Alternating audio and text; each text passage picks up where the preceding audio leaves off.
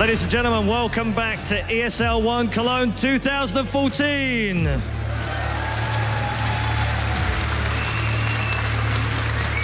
Got a fantastic crowd in here right now at Gamescom 2014, here to witness some CS history as we go towards the grand final in our $250,000 championship with one quarterfinal down. Let's take a quick look at the bracket and show you exactly how things have played out. If you missed the first game of the day, and how dare you miss the first game of the day earlier on, we saw an absolutely fantastic three-map game. In the end, Fnatic just about squeezing past Na'Vi. So 1 down, 3 to go, and next up, we have another nail-biting quarter-final in store for us. Two teams who have battled it out before and are desperate to put their name on this trophy. First up on stage, a team who have been consistently top 4 in recent form, blasted their way in Gfinity and have recently pulled off some fantastic victories against NIP as well. Please welcome Team Dignitas.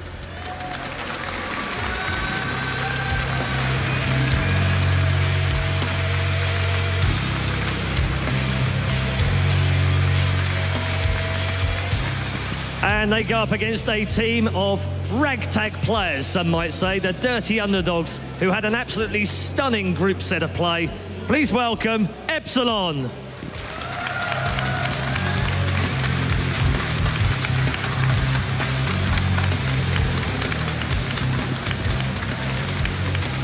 We'll let the players get settled into their seats, and in the meantime, let's go over to the analysis desk once more with Sir Scoots.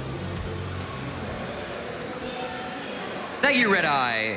We have said goodbye to Top Gun, but we're joined by the one and only MBK. It's bittersweet. It's always great to have you giving your commentary and here on the desks, but obviously that means that you're not playing today. Yep. So thanks for stopping by and helping us. And again, you're very familiar with one of the teams, unfortunately, yes. The Dignitas. There are very long time rivals against us, and we faced them so many times, especially Fetish, because there has been many players changes, but they're an excellent team. They have very, very strong maps, really great innovations in the game.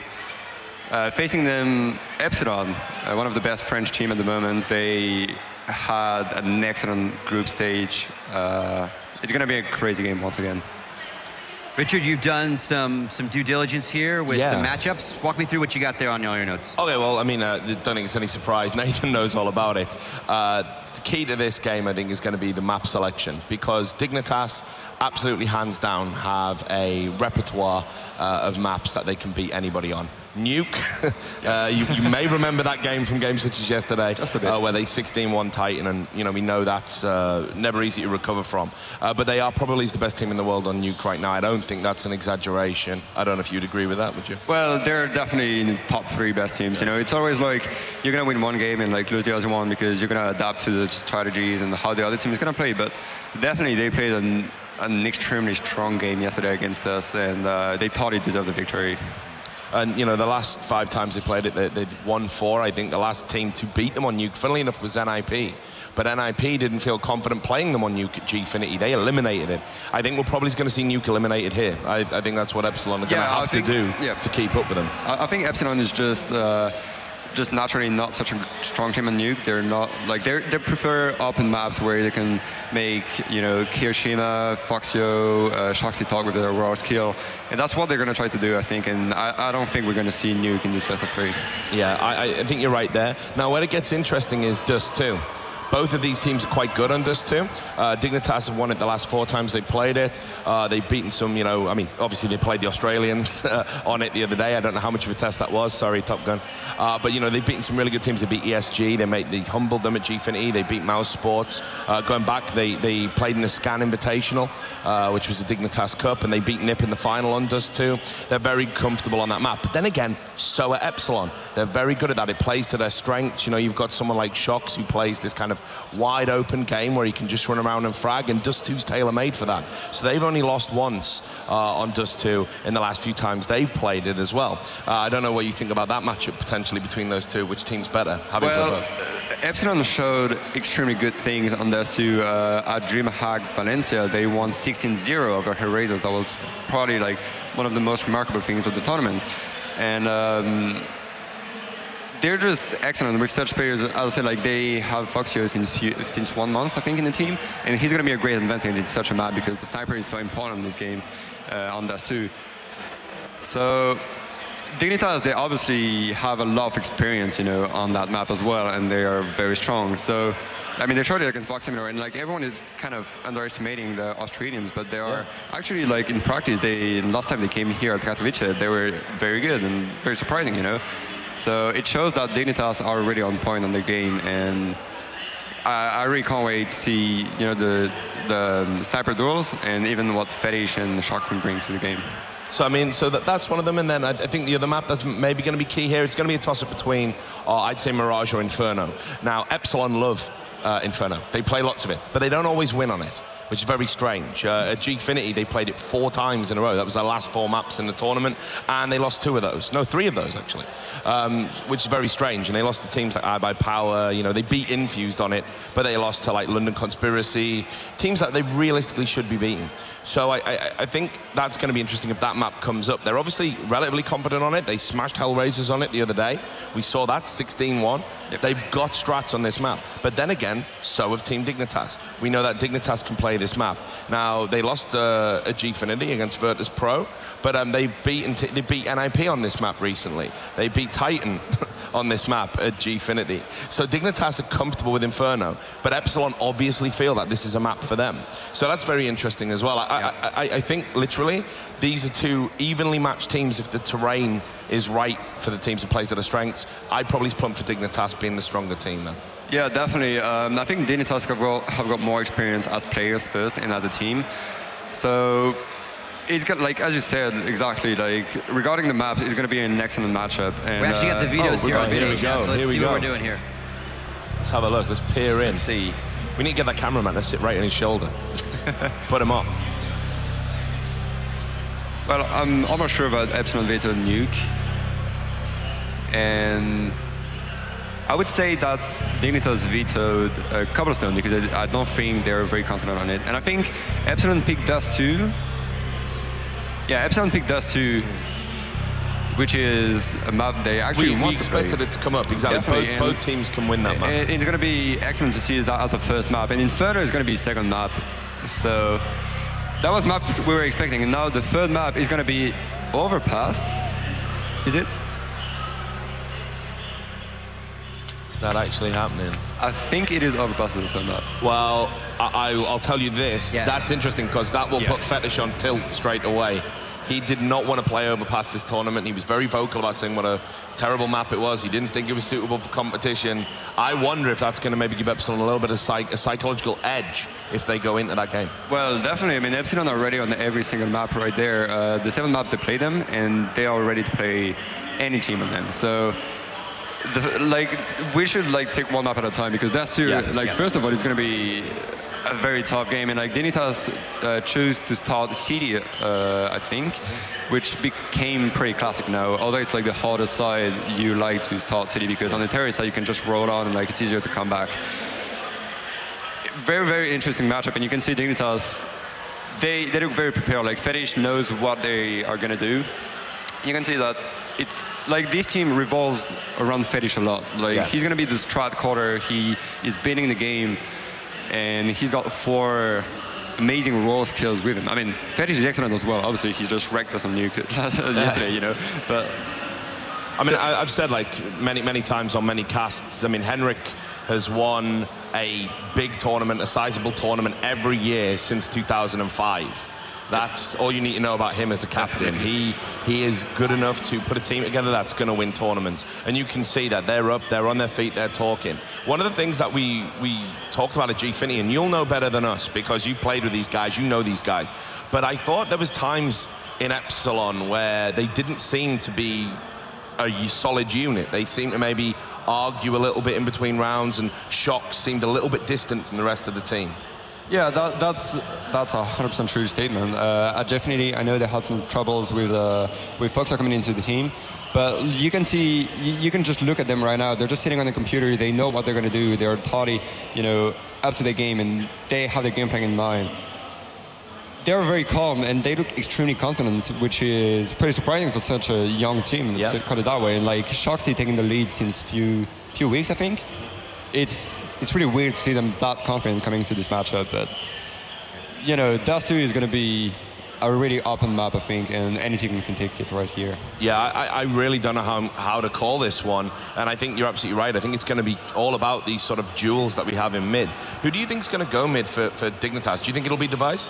I think they're switching the sniper. Dignitas have got this possibility of playing on several snipers. They've got Fetish that plays with it, Dupree on some very casual positions, Device as well. So I mean, you've noticed when I've been casting them in the past is Device, if they want to play aggressive and they're confident they can beat the other AWPer, they let Device do it. If they want to play passive, they put Henrik in the middle and Fetish will AWP and play really passive and just sort of watch it. So I think that's going to give us a clear indication about the statement of intent, whether they're really confident of winning on Dust 2 or whether they're going to show Epsilon the respect we should probably be showing them right now. All right, that being said, we're ready to rock and roll. Awesome. Newcaster team.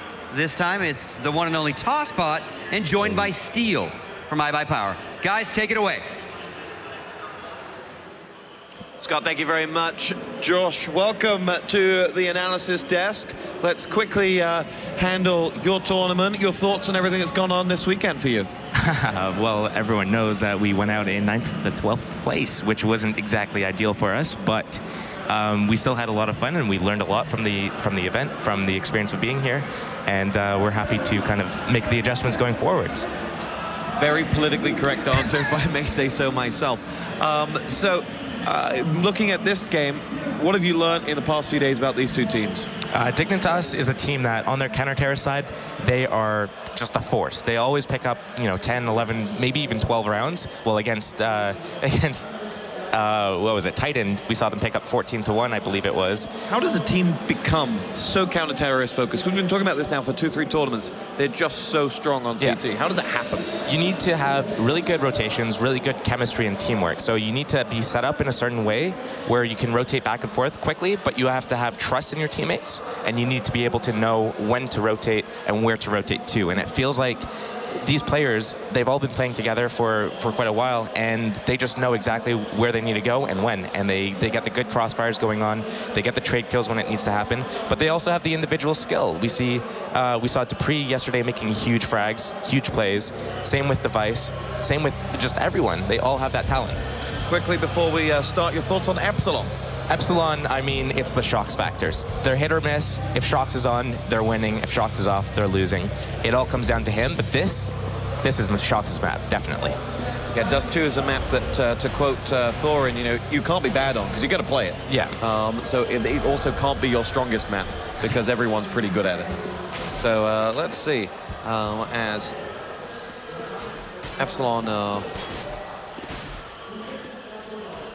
starting on the T side, which you knew when the mouse was hovered over which side do you want during the veto side, the Dignitas were automatically going to pick CT, which, as MBK articulated, is for other reasons as well, but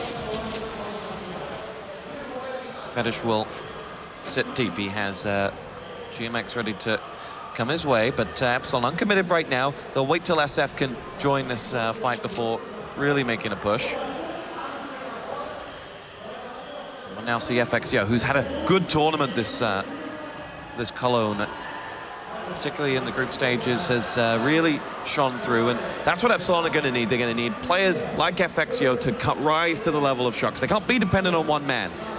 And Kiyoshima also had a great tournament for them. So if Epsilon can continue that heat, we'll see. They're about to make their entrance now. It's Kiyoshima that will be on board with this. Device, Spies, all of them coming his way. Zipnix helps him out, gets the headshot onto FXO, and now it'll be Device going big with the help of Fetish. It's 3 frags for Dignitas before Kiyoshima gets one back. They are in on that site, but it won't be long before Zipnix joins in on the fun, and that will be 5 frags to 1. Great start for Team Dignitas. And that was an example of a perfect counter-terrorist hold there from Dignitas. They played basically a 3A, 2B setup. They played extremely passive, but they played like a crossfire. So if the player on the A bomb site was getting pushed, there's a player at the car to help support from that angle. And there was another player at long who could come over and support as well. So they had basically 3 people watching for Epsilon's push there. And Epsilon, if they're not making their frags, they're going to run into big trouble. And that's exactly what Dignitas is going to be doing the entire game, and that's what they're really strong at. Anything different Epsilon could have done in that situation? Epsilon, I mean, they were given full middle control. They were given full cat control. They had all of the map. They didn't really scout around. They just executed directly into Dignitas's push. So instead of, just executing right away, maybe they can peek out and kind of figure out what Dignitas's setup is basically happening. But maybe Epsilon thought that Dignitas was set up in a certain way from beforehand, and they just chose to do that because it was a counter strat. But I mean, they just ran straight into the stack, straight into their deaths. Now, we didn't have much time to talk about Epsilon before the game. Shox, awesome player. Yes. But let's go through the other 4 players, what they bring to this team. Okay, well, we had GMX, and GMX actually used to be the strat caller for them, but I believe Shox has now picked up that role, as well as his insanely good entry style. So this is going to probably give the team a more loose approach to the game, which means that they're going to go for a lot more pickoffs, try to make it a 5 versus 4, really aggressive style with the rifles. And then, as we saw there on their pistol round, they will fall back into doing those site executions where they line up, they do their smokes, they do their flashes, and they push in together as a group. But we're going to see a lot looser style, and we're going to see probably Shoxy trying to do aggressive pushes on when they get to counter-terror side as well. Now, let's talk about the 2 teams' kind of, weaknesses, if you will. Dignitas are Germanly efficient at being brutal, pushing through the early stages of the tournament. They never falter in the early stages of the tournament. But when it gets to the knockout stages, and you can go all the way back to DreamHack Winter last year for when they were Copenhagen Wolves in the old lineup, they looked good early stages. They were a surprising team. But then they come up into the quarters or the finals and knockout stages, something doesn't work for them. On the other side, Epsilon, horrendously inconsistent. When they're great, they could be one of the best teams. But that doesn't happen often enough. Yeah, so Dignitas, I guess, if everyone was watching the Cloud9 game yesterday, they choked. They had the lead. They got the pistol on both halves. They got ecoed the second round. They were down 1-5, I believe, and then they brought it back 10-5, and then they won the pistol. They should have just basically won out from there, or at least got to 14 rounds. But then they just collapsed. They couldn't close out the game, and they basically just got annihilated. So I think maybe some of it could be pressure, some of it could be just the nerves being on the main stage, because we see them online. Online, they have no problems closing out the tournaments. We've seen them beat NIP online in a couple of occasions. But when it gets to the quarterfinals, semifinals, and finals, they just have that issue of closing out the games in those high-pressure situations. You've been in those situations yourself. Talk to us how that happens, because if we go back just one weekend to Gfinity, they were the best team in the tournament by a mile, and somehow Virtus.pro just made it look easy. Yeah, I mean, every tournament is going to be different. It depends on the crowd. It depends on just your personal feelings, your personal confidence going into the game. If you're feeling a little bit stressed individually, that's going to play, on your mind. And then maybe your teammate notices that you're not feeling up to par, and then they get a little bit worried for you, and then it just plays like a spiral effect. So I think everyone just needs to be confident. Everyone needs to be bringing their A game to the table, and just kind of ignore the fact that, if you lose, ignore the fact that, thousands of people are watching you, and just focus on the game at hand. Hundreds of thousands of people are watching. Hundreds of thousands of people. No pressure. Anyway, we're going to get this game back underway. Team Dignitas, having won the pistol, will be favored for this. Epsilon going to run with 4 CCs, and GMX is really going to bring the party this round.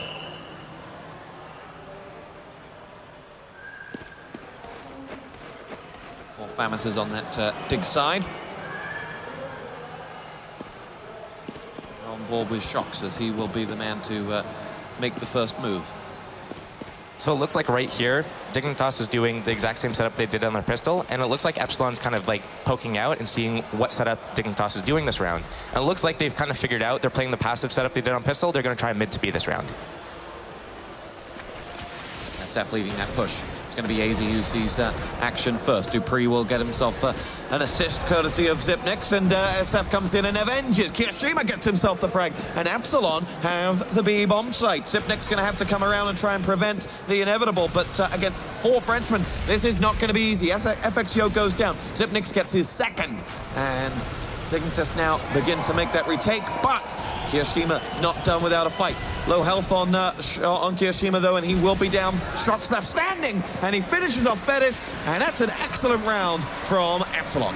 That was almost perfect. The execution from Epsilon, they kind of actually felt out what Dignitas was doing, what they didn't do on the pistol round. They found out that Dignitas was playing the passive setup. Mid to B was the perfect counter to that. Dignitas was so cut off from the rest of the team. They had 2 players at B trapped, the other 3 players over at A. Epsilon kind of just went in 5 versus 2, and then they traded down the kills. They got into a 1 versus 1, and Shox got the better of the last Dignitas player. So that's exactly how they want to turn this around. On board with SF now. He and Shox combined to open up that B bomb site. And Dignitas have only 2 men left with CZs. And Fexio helps himself to frag number 4. Device, the only one left standing. GMX has gone down. And Device will get himself another frag. Nice play from him. But, no armor in 3 very angry Epsilon players, including Shox, who's already got 2 this round. You don't see Device going much further.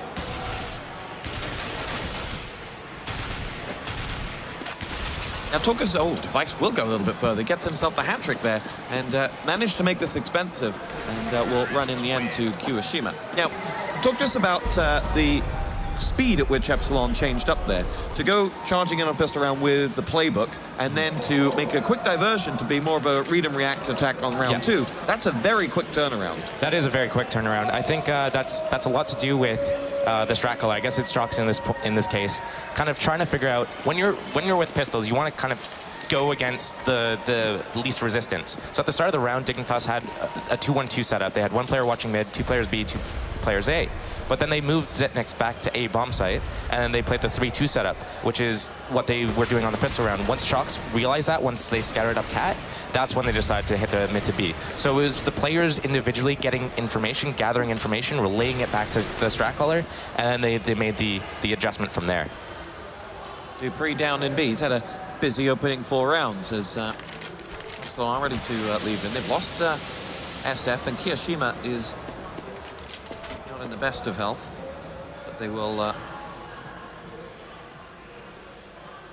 move him with FX. He's wondering where anyone on the A site will be. Zipnik's completely caught unawares, and Fetish now being distracted will allow that man to go a little further, and there is FXO going to get himself. Oh, Fetish! What a hit! FXO down, and that really was his opening, as Dignitas will be able to hold on to that A site now. GMX is going to come in. He will lead the push. Great nade, finishes off onto Fetish, just clipped him right on the head. And now GMX needs to complete onto Zipnix, as he will do with the headshot, and that allows the bomb to move in. It's Device and AZ, and the CZ, well, I was going to say not the weapon for range, but he does manage to chop off 70 points of health. And look at those Epsilon health bars, actually. Very low. This is an opportunity for Dignitas. If they can get close up, work the angles with the CZ, they will be able to retake, but headshots, dispatch of everything. And AZ now 1-on-3, not going to be able to fulfill his dream. So while AZ is just kind of looking for his probably exit kill, I just want to talk about the last 2 rounds. So the first eco round that Dignitas did, they did a 2-1-2 and they pushed long and they pushed B tunnels at the same time. And Epsilon did the same anti-eco setup both times. Both times they went 3 people B, 1 person watched for mid push, 1 person looked for the long push. Once they got the kills over at B, they knew, okay, we can just go B. The players here are dead. Let's go there. And I think it was Device that got a couple of kills and picked up the Galil, but he was run down. That time, this last round, Dignitas played passively. They played the same 2-1-2 style, but they played in the bomb sites. Once Epsilon saw that they couldn't get those easy initial kills, FXO walked up Cat into the A bomb site, called for his teammates, hey guys, it's clear, I don't see anyone, I'm on the bomb site, come A. We saw the Epsilon players rotating back to the A bomb site through T-spawn, and that's the kind of loose play style that this team is now playing with, where you have an individual player gather information, kind of make a call, and get the team to fall back to his position once he has, you know, an advantage. Obviously, if FXO died there, but the rest of the team was able to pick up the kills. We saw Shox get a nice 1 kill there. Sorry, 1 click. We saw a player get a kill on one of the spawn players. So. And the nade onto the A bomb site. So this is all great individual play coming out of Epsilon off of that individual just information coming out. Call it a knowledge-led attack. Knowledge-led, yeah, maybe. Now, on the Dignitas side, hard to really analyze their defense, given that they've been on CZs for 2 rounds and a pistol on one of them. They've only had that 1 gun round, which they lost. Yes. So, I mean, they're probably going to stick with the same setup. When you get the setup and you have the full weapons, it's a really good setup. The enemy team can't attack the A-bomb site. It's really difficult. And then that forces them to go mid to B.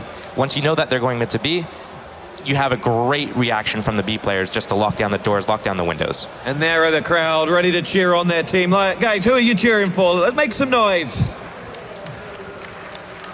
There we go. Now, it's hard to know.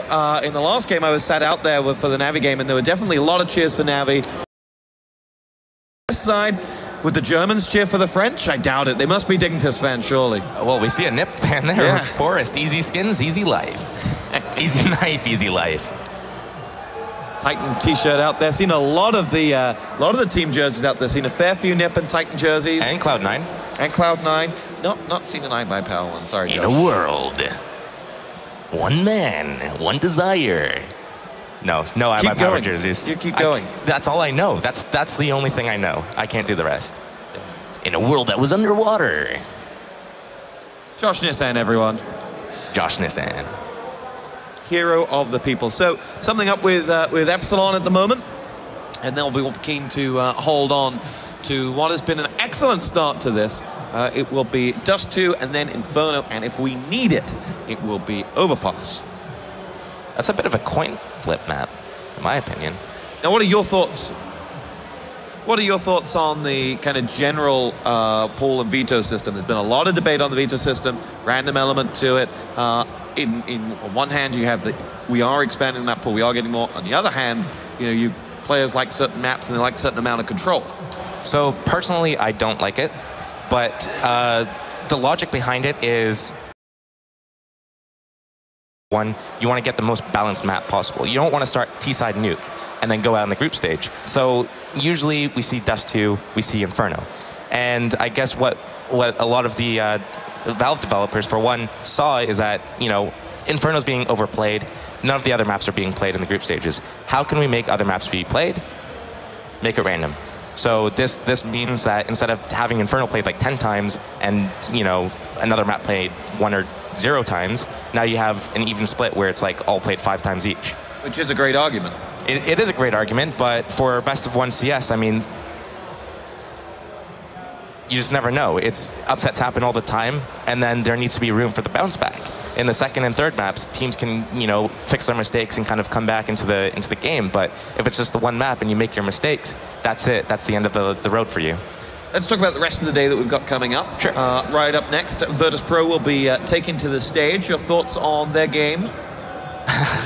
Virtus Pro against us, they annihilated us. The thing about Virtus Pro is that once they're down to their tournament life, they are unstoppable. We saw that at EMS1 Katowice.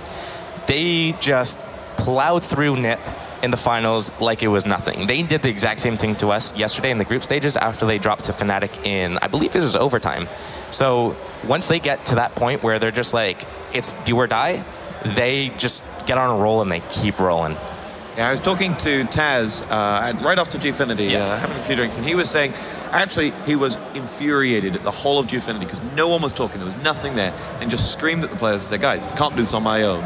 Where the hell are you? Can't hear you. And he was talking about how, there's still a young team, still some, in some of the players, and still trying to galvanize them. Mm-hmm. Suddenly, he then had 5 strat callers to help him out, and that's why they won Gfinity. Yeah. And it's finding that voice, and he's trying to encourage all of those players to keep talking, because with it comes confidence, even if they don't necessarily choose the strat that they're going to go for. Yeah, that's a great thing to have within a team. It just means that you're just so much more dynamic as a team. You're not locked into one person's, field of view. So your strat caller might get tunnel vision, and then what you need is the other players to kind of see something, pull them out of it, give them information, feed them an idea, and then that way, if you're going to call a strat that might not work, and your teammate's like, well, hey, we can do this instead, and it'll get us around. Boom, you'll never really get stuck where you're just like, what do we do? Then last game of the day, NIP versus Cloud9. Yes. I think everyone's like, that's the one we're waiting for. just be about time when some of the Americans will be awake as well. It's going to be great. It should be a good game. I think this has happened 4 times where they've met in the quarterfinals. It was DreamHack Winter was the last one, Complexity and AP. Yeah, I think they met at ESL in the first round, in the upper round. Actually, they were Complexity at the time, Cloud9 was Complexity, and they actually took the better of NIP. So we have seen some back and forth, but generally speaking, NIP has been doing better in these matchups. And but is this the same NIP? Is this the same NIP? I think so. They're on fire. Like, they've had some shaky results. ESL and Gfinity, they didn't do so well, but in the practice over this past, couple of weeks, they've been really strong. In this tournament, they lost to Epsilon on Cobble, but they've still been really strong. And when you look at the big picture, I mean, NIP was on a vacation. Now they're back. They mean business. It's a major. They mean business. We are just about ready to get this game underway. Speaking of vacations, under this camera and lights, we look like we've both been on vacation. Look at that. I've never looked so brand in town. My usual Sheldon Cooper look is gone. It's great. Anyway, we are ready to get going. Slight tangent. In fact, this round's been live for a little bit. Yeah, we're about 50 seconds left in the round. You can already see what Epsilon is thinking about doing, and that's going to be swinging over to this side of the map, kind of baiting out a reaction from Dignitas first. So we will see the push here coming in shortly, but... Here we go, it'll be Yazy, he'll see action first. And actually in doing so, putting him in this position, they've surrendered the site itself. And he's going to have to be the one to come back in, but there's Dupree. Double frag, Zipnix helps out with number 3, and Dignitas have a 5-on-2, which they will convert to a 5-on-1. Kiyoshima, last man standing, and he gets himself the first with the frag onto Dupree, but it's always a tall order. That was insane. Dignitas there, they forfeit the B bomb site completely. Epsilon got into the bomb site with 4 players, completely uncontested. They threw a fake at middle. Dignitas players were playing outside the bomb site. How did they die? How did they die? I don't know. How did they die? That was an amazing hold from Dignitas from outside of the bomb site. I don't know how Epsilon was able to lose that round. And now it is Epsilon on the CZ round. It is 2-3 Dignitas. Target score for Dignitas at the start of this match versus what's the target score? We'll come back in a second, as it'll be GMX pushing in, getting himself the first frag onto Fetish, and Fetish had a rotten first 5 rounds. Zipnix gets the frag onto Shox, and Device will watch the crossover with the AWP, helped by Zipnix and Dupree. And Dignitas should mow down the remaining Epsilon players. So 3-3. So Dust 2, it was Epsilon's map pit, so you would expect that they feel confident on it. They want to win the map. Dignitas, they picked CT side. Generally speaking, they'd want to get around 10 rounds. Being that it's Dust 2, they could settle with 9, 8 rounds. They got the pistol round. They'll want to get as many rounds as possible. Now, when it comes down to it, at the end of this half, 10-5 should be reasonable. 10-5 they can work with. Well, let's see. Epsilon this time will move in. Shox with the frag onto Dupree, and Epsilon find themselves a man to the good. From here, Dignitas retreat. They'll just sit there 2-2 in the site, waiting for the next move from Epsilon, who sit a little uncommitted on either side. See if they can get one more so they can load up that one site. But at the moment, they've not found it. Shox is down to 9 health. And it'll be Fetish, who has always been right. A little bit frustrated after the opening 6.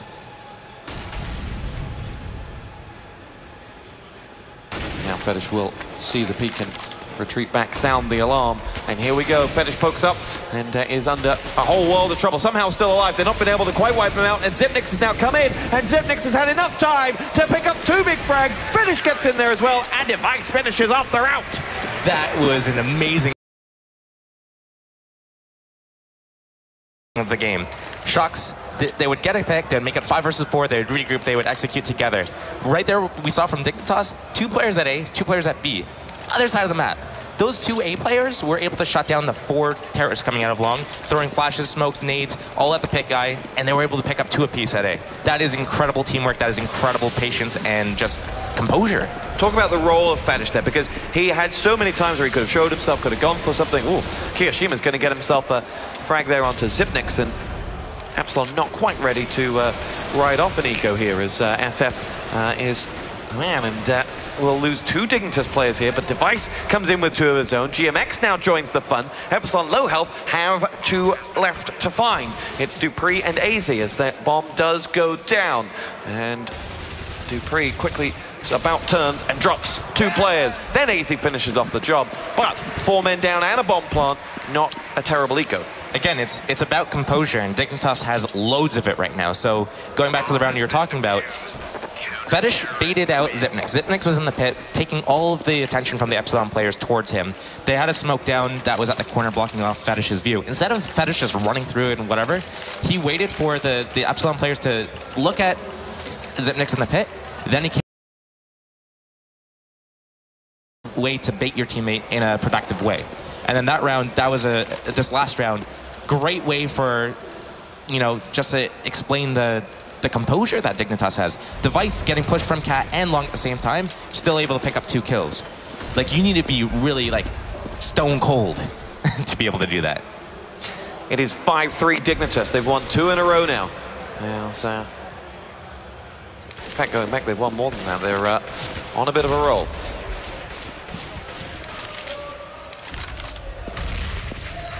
We're just setting up slow. It's actually a nice change of pace from Epsilon, just taking it slow, taking map control. And Dignitas is playing, you know, the same way they've been playing all game, just playing their game, kind of making Epsilon execute into them. So for the first minute of each round, it's basically going to be the same thing, slow working. It's going to be Shocks to open up the fragging. Zipnix goes down. He'll now lead that charge. Fetish is desperate to get involved in the action, but he has got reinforcements as well there, as we'll see Device dropped by Kiyoshima. There's Fetish. Kiyoshima loses his head. Fetish goes for the second. GMX just completely stranded there, and wonder whether he had an issue, as bomb does go down, though. We're on a 3-on-3 with an AWP and an auto sniper yet to play their hands, as Infexio will move in. There's Fetish with AZ now charging. AZ had a great game, but there's the commentator curse. Walks straight into SF, and FXO gets the next one. And Dupree will say, that's enough for me. And out he goes from that site. Yeah, and he's got quite an expensive weapon here, so saving is definitely the right idea at this point. And Epsilon, I mean, they played that perfectly. Shocks got the opening kill. They pushed their way onto the A-bomb site. Dignitas fell back. They kind of locked down long A and kind of played for the retake. I think GMX there was just by the smoke on, was it Fetish's point of view? But on his point of view, he was still like gray screen. So even though it looks like he's outside the smoke, he couldn't see a thing, and that's why he was just standing there and got killed. 5-4, Dig. Lose that round, but again, each round so expensive. Not much money in either bank at this moment in time. Every round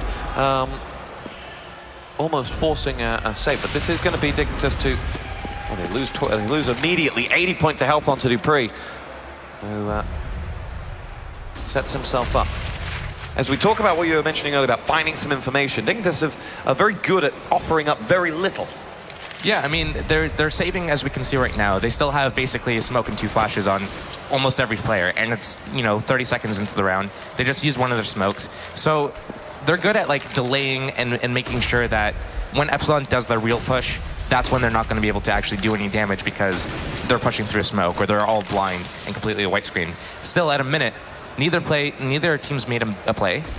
Both teams have smokes and flashes for the executes and the fakes.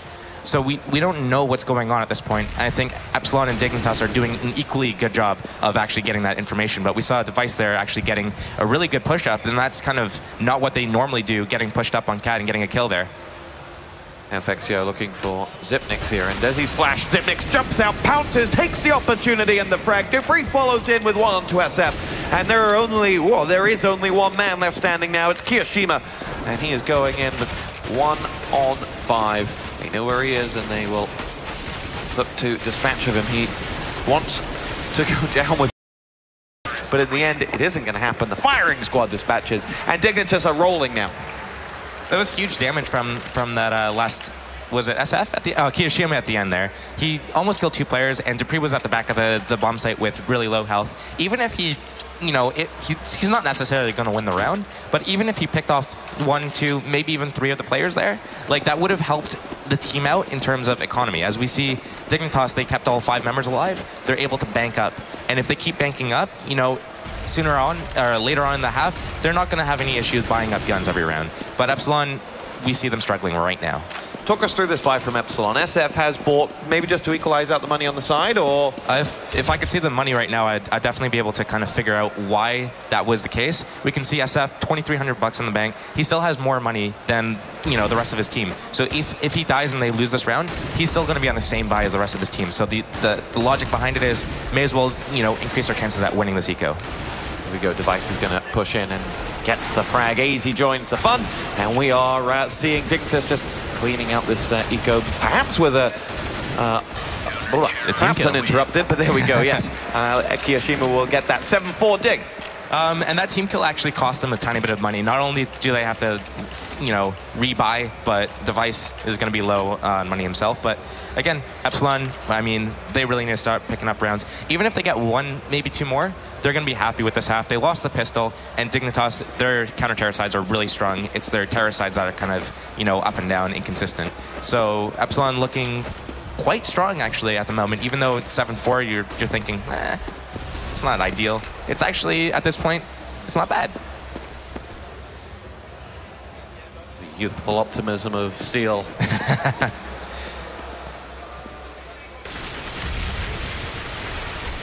Kiyoshima in mid, waiting for AZ to show himself, and Sipnix will sit. And you know, in some games you'll see a Roma, a Get Right, who will do exactly what Sipnix is doing here, but then go further. Dignitas aren't built that way.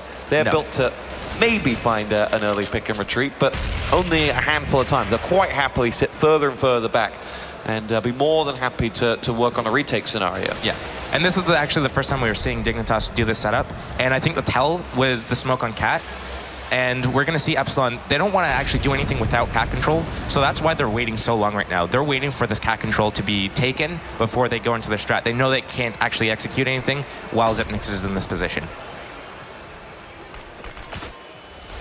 Scratch that. Shock's going to lead the charge as he pushes up now. He's got 1 right in front of him. It's going to be AZ he looks for. Shock turns around the corner. SF helps him out. Kiyoshima has a frag too, but we've lost 2 of Epsilon as the bomb site becomes French territory. Dupree, though, going to play a massive role, poking in the back, drops SF, and now Dupree just firing in towards that smoke, does get himself the kill with the help of Device, and the bomb will be defused. That was actually a great play by Dupree. We actually missed it, but I saw it on the radar and through the X-ray. He was actually caught by himself in the B bomb site on that push from Epsilon. He walked into the smoke, through the smoke into the tunnels, and was able to backstab one of the Epsilon players and get in a great position. Not only did he stay alive, and get a kill, but now he stayed alive, got a kill, and secured the tunnels, which means that Epsilon has to worry about doors, tunnels, and window at the same time. Great play by Dupree there. 8-4 dig. Fetish will get himself the first frag. It's going to be Kiyoshima that goes down, and another CZ round from Epsilon here. Dupree follows up on the second, and Epsilon starting to fall like flies. And for your money now, we've got 3 rounds left in this one. This one surely going to dig, setting us up for 9-4. How much do you think Epsilon will back their CT side? They picked this map. They've got to have something in there. I mean, Epsilon, I've seen the dynamic CT side from them. It really depends on Shox, though. Shox is the type of player that if he's on fire, he'll call strats where he'll be at the forefront. He'll be the one in the action. He'll be the one getting the kills. Right now, we see him on 6 frags. Is that right? Yeah, he's on 6 frags. He's kind of in the middle of the pack. Actually, he's second to the top fragging. It's only Kiyoshima with kills besides him. So maybe we'll see an aggressive push, but it's too early to tell. We'll have to just take it round by round. Looks like they were just doing an NOA stack there in middle, boosting on top of the head to get a kill on the Cat player, but Fetish actually pushed in through long here. So another great start for Dignitas if they fall back into their default setup.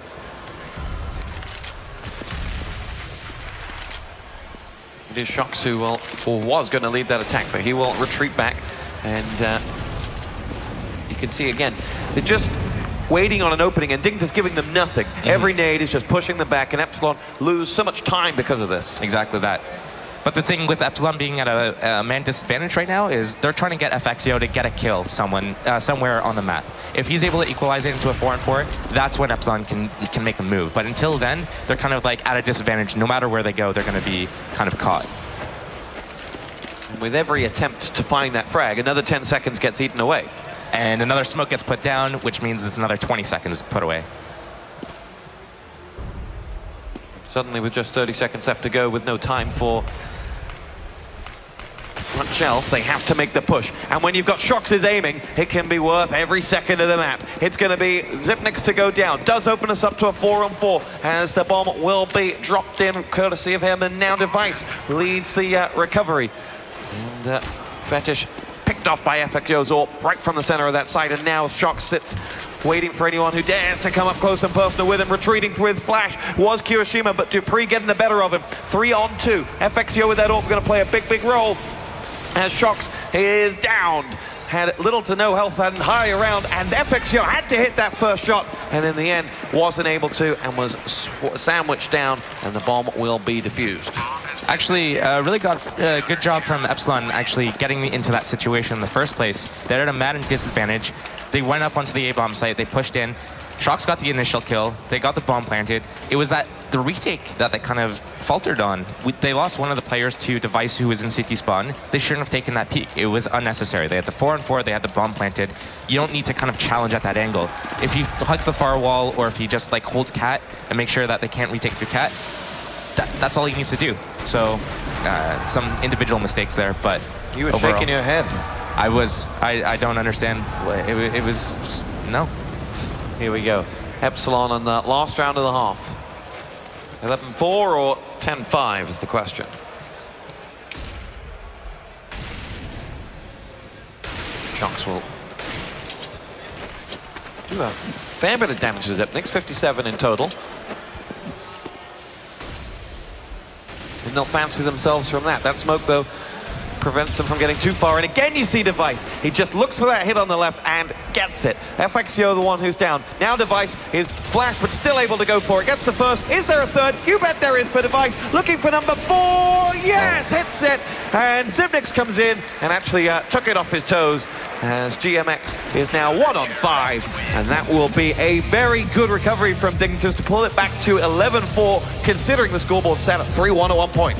That was an insane play from Device there individually. That was incredible. Just keeping his patience, playing behind the smoke, having the Epsilon players run right by him, picking up the extra 2 kills, and getting the assist on the 4th one. I mean, that was a great play by Device there. And there is Device on the left side, that good-looking so-and-so. He's handsome, if I may say so myself. Now on this Epsilon side, 11-4 leaves very little room for error. Yep, this is right. So first thing they want to do is pick up this pistol round. That is the most important thing they can do at this point. Once they get the pistol round, win the next 2 rounds, which should be almost a given unless, you know, CZ magic happens. They can start equalizing it. 11-7, the scoreline would be pick up the first gun round, pick up the next eco. You know, you're looking at 11-9, and everything seems to be a lot more reasonable. But it all comes down to that pistol round. It all comes down to the composure. This is their map. They chose it. They need to start pulling out some big rounds here. And actually, that last round, I saw a nice adjustment. Shox walking out mid. They tried to do a quick mid to B. Didn't even bother about cat. They knew Dignitas was playing that passive setup. If he had got that kill, I think they would have won. They would have reacted, gone back to A, gone A. Even if they did a B split, just smoked out CT spawn, gone B, they still could have won the round. So it's just Dignitas, their composure is just way too strong at this point. Fetish ready to lead the way. And what was interesting on Dignitas is going into Gfinity, there was a lot of talk around the players that things weren't right at Dignitas, that they were, you know, uneasy, and that there was tension, you know, led around some breaks that Fetish had and so on. None of that showed at Gfinity, and so far they seem to be continuing in what was a good tournament into Cologne here in the big one, the major. I think they just keep it together when it matters most, and this is when it matters most. Fetish leads by example. You're kind of all in or not at all. He demands 100% kind of professional approach, a full amount of time into the game. If you're not practicing, you should be. Yeah, I think Fetish is also the one that works. I believe he works full time, so he's basically from work straight into the game. So we are back in for the second half, and Team Dignitas are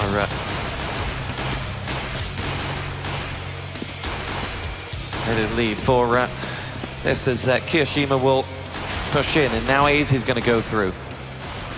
It'll be Kiyoshima getting himself the headshot. Dupree will be dropped. Azy's going to push forward as we spy Dignitas having to face Epsilon CT side, and they push in towards these tunnels, chasing down Device, and eventually, well, I was going to say they were going to retreat, but no, they're still not conceding any ground, and Device and Xyp9x will pull through.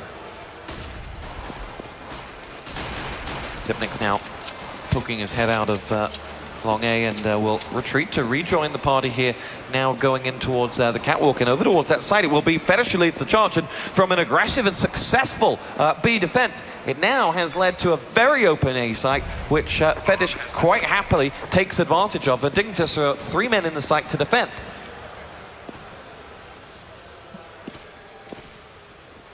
Those 3 from B will come straight through CT spawn. They lead the way. Kiyoshima is there as well, and Device will rattle off the first few shots. There are 5 men in amongst that site. Xyp9x gets the first frag. It shocks the danger man that's been down. Device only has 32 points of health as they try to defend this from Cat. As Device gets the first, GMX has gone down, follows up with the second, but there it is. It's SF who will finish off the job despite the phenomenal play by Device, clearing out that site, got himself 3 frags, and the bomb diffused regardless. Got your tongue there? That was a great play by Epsilon, a unique push actually. They came in through the upper B tunnels, they got the kills, and we just saw them playing deep in A, by the pit, by the doors, and they just played an A retake setup, and that was an incredible play. They had 3 players with armor actually, and they just took those aim duels and they hit them. That's exactly what this team needs to do. They are a group of aimers, they need to use that to their advantage, and that's exactly what they did. They got that nice defuse going on while all their teammates were basically taking pop shots at the Dignitas players on Cat. First frag has come from SF. Oh, what a hit from Shox. Follows up with a second. And that will be a very clean conversion from Epsilon. And we see Shox after that round. It's like, whatever. I mean, it was Nico, granted, but I mean, those are some nice shots. You still got to hit him. You still got to hit him. If that was me, I would have given 1 shot, so, you know. Or if it was VP. 11-6. So Epsilon pull their first 2 rounds of this half back, and Dignitas will buy and will now look to announce themselves to the game. Now talk about this setup, 3 in B. I mean, again, they're reading that Dignitas is going to do a B push, so they set up for it. There's no B push. They're going to kind of lock down mid, lock down B, and kind of play an A retake again. I mean, if they're that confident with their A retakes, if they have a certain way that they come back and take the bomb site, then absolutely it's a great way to kind of set up. If you're able to kind of isolate and push the terrorists back into confined location, that being Cat and the quad box there, then you can just smoke them out, nade them out, flash them out, defuse the bomb. But we're seeing actually an aggressive push here.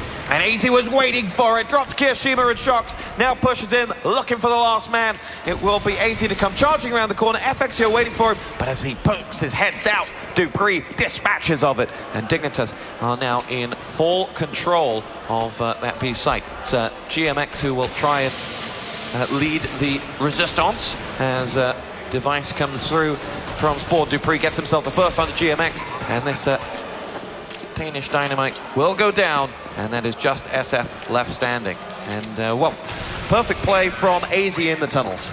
Yeah, that was great positioning by him. He did not get affected at all by the flashbangs because he was perfectly positioned behind that pillar. He got those 2 entry kills, and then he pushed into the B site. Normally, there's only 2 players at B. He wanted to secure the site for his teammates to come. As he threw the flashbang, he wanted to turn around from the flash so he wouldn't get blind, and that's when he spotted FXO in that corner. FXO had to take the shot. Otherwise, he was going to die. So FXO gave away his position. Had he not taken that shot, he might have been able to backstab a few players. Shox picking up the AWP and immediately taking down his opposite number in Fetish. And that gives Epsilon the man up. And this time, they'll split that 3rd man away from the B site. Yeah, and if you notice what Epsilon's doing here, Shock's got the entry kill. He made it a 5-on-4. Instead of kind of taking the same angle, he's moving around. He's keeping Dignitas guessing. They think the op's at middle. He's got somewhere else. So where's the opera going to be? Is he going to be pushing me long? Is he going to be pushing me cat? Is he going to be back at B? Is he going to be middle? Where's this opera going to be? And now they can just, Epsilon can just set up in a really defensive setup and kind of make Dignitas execute with a man disadvantage.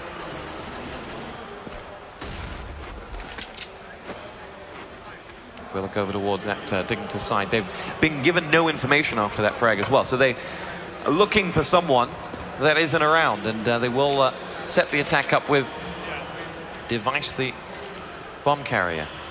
They have 2 players there to support him. In fact, they will pass that over to allow Duprice to be unleashed, and Dignitas will lead with Dupree, who jumps down. Here we go, the push is in, the smoke, still lots of players hanging amongst them, and GMX comes out the better onto Dupree. Device that goes searching for FXYO, but FXYO comes out fragging, 2 big hits. Zibnik's the last man up for Dignitas, does get that first kill, but he is between 1 and 3. The best he can hope for now is to be allowed to put that bomb down. And the T side are not going to get there. It will be 12-7 as Epsilon get away with 3. Talking about the play, the 2 players stuck in the site. So when you put 2 players in the bomb site, you're either fighting together or one person's fighting, the other guy's baiting. Once that FXYO saw that the push was coming from Dignitas, and he saw that smoke in that position, I don't know if that was his smoke or Dignitas missed a smoke, or if that smoke was used to cover them from car. He hid in that smoke, kept his cool, and got 2 nice kills on Dignitas players who did not expect him to be there. You don't expect the second person to be on that bomb site, especially behind a smoke hiding. Epsilon pick themselves up 2 frags on Dignitas' CZ round, and they will... It's Dupree making the same run that he did in the last, but in the end with the same ending. As Fetish does get himself the kill. He's got Device for company, but also has GMX there, who will get himself that kill, and Device 1-on-4. From here, we're delicately poised now. This should go to 12-8. They're 4 behind. They've got the wind in their sails. And it will be Device does get himself 1 more, and the AWP. This is not quite all she wrote yet, as Device is ready to dig himself in. Nowhere near that bomb, though. And so we'll just be looking to go for the eliminations. That's 45 seconds. And is ready to say, well, come at me. Tosses away that AWP, make sure no one else can pick that up, because he wasn't going to be able to defend his position. He knew he had to go running. And on go his Nikes, and out he goes looking for any of these remaining 3 players who will be happy to put him out of his misery. But at least he prevents that AWP from being grabbed. Honestly, that was a really, really smart tactic from Device there. He knew that Epsilon players wanted to hunt him down, wanted to kill him. He was not hanging on to that AWP at all. He wanted to drop that AWP, kind of put it in a position where Epsilon couldn't pick it back up. They know that they're hurting for money, as we can see on the side here. GMX, I guess, could have afforded to buy another AWP. But at that point, it's just like, let's just go and try to get another kill. There's no way I'm winning the round. I'm probably going to die at the end of the round. I don't want to save with $0 or die at the end and have $0 afterwards. Let's just throw the AWP away and just charge at them. Great play by him, taking away some economy. So 12-8, as we were saying before. So delicately poised now with Epsilon fully ready to go on this CT side. They can just desperate to win around. It would instantly force a save from the CTs, who are hurting at the moment as well. Device is going to be the man to push in, and this is the position Device was always on the other side of last round. The last half, as FXYO ready to charge in, knows he's got an opposite number to face, pushes down. Oh, Device with the headshot. Claims the life of FXYO. Bit of a risky play to be doing at 12-8 scoreline. You really need to get numbers, and I guess the best player to do that is Shox, as we just saw there, onto Fetish, equalizing it into a 4-on-4. I mean, Shox should be the one that's making all these plays, not FXYO on Cat by himself. But we are going to see the push onto A here. GMX is going to be the man who will see all of the action. And there's Zipnix, who goes for the first. Oh, what a hit on that man. Second goes in. Zipnix down. Great play. Jumps up and loses out to AZ and Dupree. And we're in a 2-on-2 here as the bomb is downed, and Epsilon will make their way through, looking for first Dupree as the first shots come rattling up his way. But AZ gets a kill onto Shox. The danger man down, and the follow-up is there. That will be a massive round for Team Dignitas to put into the bank. Overextending there from Epsilon. We saw GMX getting 2 huge, absolutely amazing kills. what does he do? He jumps up trying to get a third kill instead of just keeping his cool, waiting for his teammates and taking it as a 3-on-2. Instead, he dies, and then it makes it an impossible round for his team. How much is that easier said than done, though? The cool of being the caster versus the heat of being, I've just hit 2 6 shots, They I were want to go 6 for shots, but I mean, how often are you going to hit those jumping shots onto the ace bomb site? Well, if I'm Steel, I mean, you know. If I'm Steel, 0 times. I have not hit that shot once in my entire life, okay? I have like almost 3,000 hours in this game. I've not once hit that shot. I believe in you. 13-8, 5-round difference. And a save round from Epsilon here. Another slow start. Dignitas doesn't want to really run into a trap. I think they've read the economy situation really well.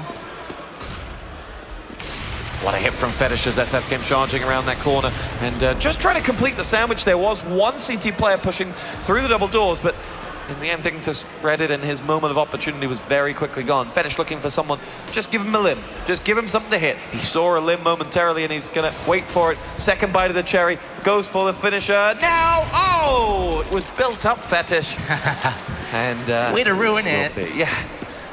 And still, Dignitas will clean out the remainder of this eco round. And another important thing to note is not a single Dignitas player went down in that round.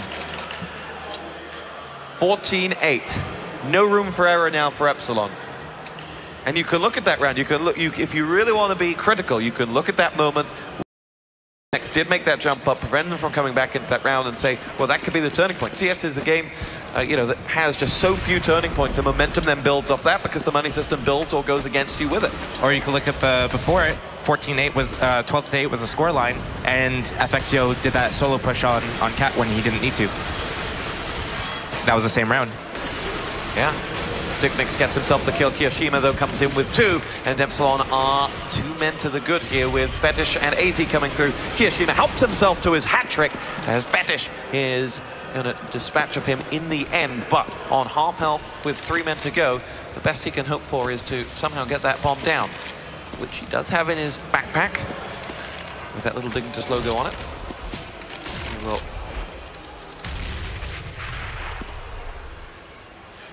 move in here. The smoke doing his job. Fetish is just completely isolated. Now going to have to go all in, try to draw out some of the Epsilon players. They're smart enough and wise to it, but don't have that second angle covered. They're all their eggs are in that double doors basket. Epsilon's playing this smart though. They can't afford to lose another player. They can't afford to kind of fall into Fetish's baits. There's the real plan. They're going to come in together all at the same time and kind of overwhelm Fetish. See whether Fetish can be overwhelmed. Shock picks off SF, but there is FXO, and there shall be no excitement as Epsilon pick themselves up their 9th round here. 1 casualty. I mean, that's a sacrifice you have to make in order to secure the round. Sent in the player with the lowest health. Doesn't matter, Fetish has the op. He dies, Fetish's position's given away. Epsilon's able to get the kills, get the defuse, and trying to maximize their economy. 5-round deficit, though, for Epsilon. They're going to have to go big to pull themselves back into this. The charge, fully naded up on the dig side. FXO actually with the op, and the nice spawn for it, too. So we're going to see what he's going to be able to do with it. Looks like nothing. You see, that was in B tunnels, actually. We saw Shocks getting that spam through the smoke, and that's how he was able to get that kill. 5-on-4 advantage. Again, Epsilon, they just need to keep this advantage. They don't need to go for any more kills. They don't want to give Dignitas a chance to get any more kills as well. So you don't want to just peek out. You want to get information, but you want Dignitas to run into your trap. Fetish gets himself the kill onto Shocks, and Dignitas now like their chances. Zipnix follows through onto Kirishima, and now it's an open B site that the 3 from A are going to have to recover. Devices up close and personal here as the smoke doesn't clear. He's going to get himself the next, and is firing in towards it. He will wait. Oh, GMX going to be the only one of Devices casualties, and Epsilon know that they are going to have to save out here and go into 6 map points to win this one, and FXO will go down fighting, but They will lose this round, and tough work there. Talk to us about what went on at B. Okay, so Shoxy got the initial kill. He had a rifle. He's like, okay, I'm just going to move to the back of the B bomb site. We're just going to keep smoking off the tunnels. Now, the issue is, Dignitas, they said, all right, I think I know their setup. They're playing 2B, they're playing 3A. Let's try a mid to B right now. That's probably our best bet. Fetish went upper B tunnels by himself with the op. He was able to pick off Shox at the back of the platform because there's no smoke in the tunnels. Then the rest of the Dignitas players pushed up through middle, got the second kill on the second B site player. They had full site control. Device sat in the CT spawn smoke, waiting for players to come through the smoke and retake. He was able to get a nice kill. I don't know if it was 1 or 2 kills. I think it was just the 1. But still, it was just a great reaction from Dignitas. Great kills, and I mean, even at the advantage, Epsilon went down. Here we go, charging in towards that B site. Dignitas want this map over with and over with fast. As Device gets himself the frags onto Shox, Dupree will follow up with the second. They're just 3 frags away from taking Dust 2, which was Epsilon's map choice. They're now going to have to focus on retaking this B site. They have 2 coming from the gates. They have 1 making a long old way round through tunnels as the bomb hasn't yet gone down. It's AZU's charged with that. GMX has the job of getting in here, and if he's quick, he can catch Fetish. He is not quick, and he's going to have to go through. Doesn't know that he had the opportunity. Dupree comes from the back and drops him. Epsilon are just 2 men left standing. One of them is Kirishima. He's the only man standing, and he is going out in style. It is Dignitas who pick up a 16-9 first map victory on what was Epsilon's map. We move on to Inferno next, but what a half from Dignitas. Great half from Dignitas. Their CT side was extremely strong. Got them the momentum they needed to get into the second half. Even though they dropped the pistol, they were able to keep their composure and then get the rounds, even at main disadvantages. So that's just a great display of how good they are as a team, as a unit, as a straggler for Fetish. I mean, Fetish is doing a great job of keeping the players all basically together. All right, we're going to throw it straight over to our analyst desk. Scoots, what do you make of that? Thank you, gentlemen. Well, I'm going to ask the fellow Frenchman, what do you make of that, MBK? Well, that was a very good game from Dignitas. They just played a really flawless game, although their tactical side wasn't at their best, because Epsilon, I think, made some very good choices and some very good calls that Party Shoxy did. Going on a good bomb site when they were terrorists. Dignitas just took advantage of all the small mistakes that Epsilon made, the pre-device fetish, you know, like getting kills left and right. And I think that was the main point here. Although they didn't have the tactical edge, they managed to win the game. Yeah, I mean, I concur with that. I do want to point out on camera, you did say Epsilon were going to win that map and they were going to win the game 2-0. So I'm going to throw him under the bus. I'm doing it because for me, you're right about one thing. I think Epsilon had to win that map, absolutely had to win it to have any chance to win this game. The difference, I totally agree with you, is tactical maturity and strategic points. There were so many times Epsilon resorted to the default as terrorists of sending Shox up short to try and get a pick, and when it didn't happen, they didn't win the rounds. Well, I think they were just making individual mistakes, you know, like they weren't on the good spots, like they were stacked, and like I think the Epsilon play style is very similar to Dignitas one. But yeah, the pre getting some several kills in the round, or Fetish with the sniper, you know, getting some entry kills. I think it makes a big difference in those matchups, you know, like at such high level of play, you capitalize on those small mistakes, and that's what makes you an excellent team, or, you know, just a good team. And we saw as well in the second half when Dignitas had to switch and play the we've got the stats just coming up now, and obviously Dignitas were in a position where they had to show what they could do as terrorists, and they did so many clever little things. They mixed it up really well. They had about a 50-50 between whether they went A or B, whereas Epsilon heavily favored A. I think they only went B site maybe 3 times in the whole half, and literally they were just constantly exerting the pressure by making the picks and just deciding where they wanted to go. It felt like they could get to any bomb site. I got to ask you this, Nathan. Shox, again, was second in the frag charts, quite high up there. You can see the rest of his team, again, with the exception of Kirishima, let the team down again by not picking up the kills. But when I saw Shox pick up the AWP and go mid in the second half, Was he doing that because that was part of his tactics, or was he doing that because he was frustrated? No, you don't let frustration go into the game. They just plan things, and I think it's just kind of a feeling like, okay, I'm going to kill Fetish middle because I know he's going to snipe, and I know, like, that's my best flick shot, you know? So he just goes with his guts pretty much, and I think Shox is kind of a passive sniper in a way, whereas Fox here is going to take the sniper to, like, go up short or, you know, like, try to get all the kills. And yeah, that's pretty much a feeling, I think. Knowing Shox, like, he is just going to be like, okay, I'm going to do that because I feel it's going to be great. Because he has a very good feeling that he often has to go and get kills. But regarding Dignitas side, you've got Device and Dupree at the top of the scoreboard. And we were having a little discussion just off camera about whether Device or Dupree was the MVP. I was kind of feeling Device, but I know Device gets a lot of love anyway. Like, everyone raves about Device.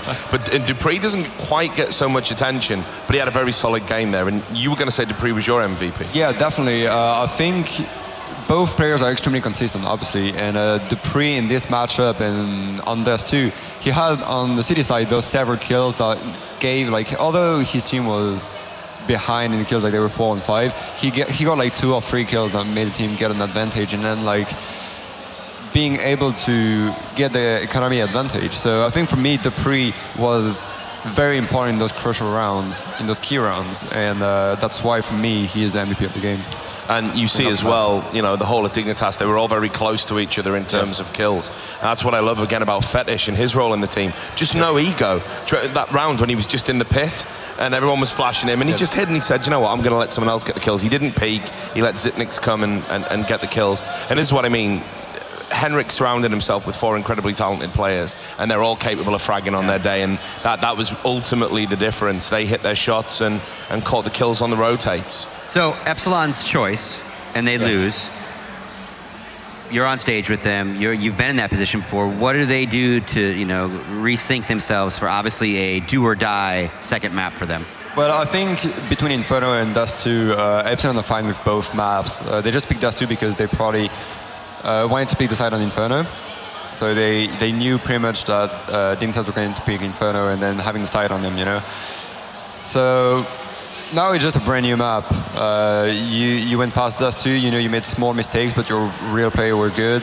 So you just try to pick yourself up and, like, don't do the small mistakes. Like when you're in a upside advantage, when you're 5 and 4, 5 and 3, just don't do the small peaks that are going to make you, you know, lose the crucial rounds, and that's the only thing they have to focus on. I'm 100% sure if they play the game, they're gonna make very good tactical decisions, and they can definitely take it. Not sure I agree overall with that assessment, Nathan, and you know, you're the pro, so maybe I should. But I think I know enough about these teams and enough about these players to know Dignitas are a much more cohesive unit for me. I think they're going to cope with losing a lot better. I think that Epsilon right now, they're probably going to be thinking, well, that was our map, we've lost it, and it was probably a bad pick. Dignitas, like I say, that's, you know, 6 from 6, I think, now in their Dust 2. So Epsilon, I think, are going to be in a bad place going into Inferno. I think Shox is going to feel that pressure to be the star player again, and that's what's going to bring it all down for a 2-0 victory.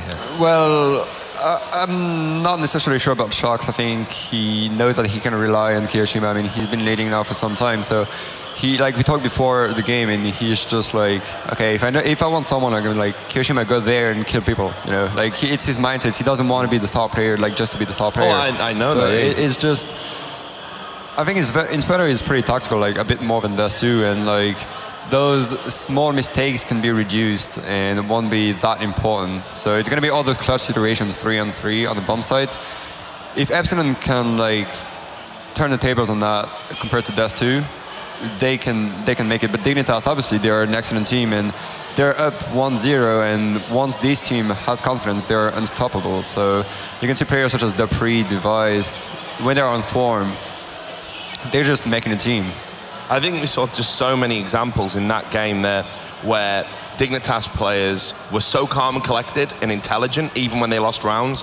You know, we saw, I think it was Device just throw that AWP away and go and die, because he knows if I'm not going to win the round. If they get the AWP, that's going to be very bad for us. So to have that even in a crucial situation shows how balanced they are. By contrast, we saw GMX get 2 kills on short in a must-win round for Epsilon, and then he jumps up trying to make a jumping frag on the site, and they just didn't have that self-control, I think. Yeah, exactly. I think it's a lot about confidence. Dignitas, coming out of Jeffnity, although they had excellent games, you know, you can just see them. They look extremely confident. It's on their face. They know they have the control of the game. They're already at one map, and now they're just, okay, we're gonna keep on game plan because it's working, and we're just here talking, like being sure we're gonna just go along the game plan, and everything but should be look at working. Henrik though. Look at Fetish.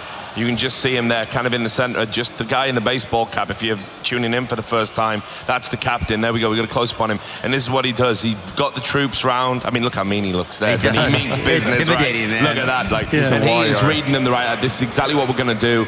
You're going to do this. You're going to do that. And he's got a game plan for every situation. He is a genuine quarterback, just an amazing captain. Yeah, definitely. I mean, Fetish is one of the greatest leader, I think, of Counter-Strike full times, pretty much. And yeah, I mean, the whole team looks so confident. I think it revolves a lot about Fetish because he set up all the game plan. He has the whole team under control, and you can see they are a real unit. Even on game, like they are very calm in game. They are talking to each other, and they're clapping hands at each round. You know, like it might not mean that much, but it shows they are a real unit, and they love playing with each other, and they're just, you know, in for the game, and it works extremely well so far.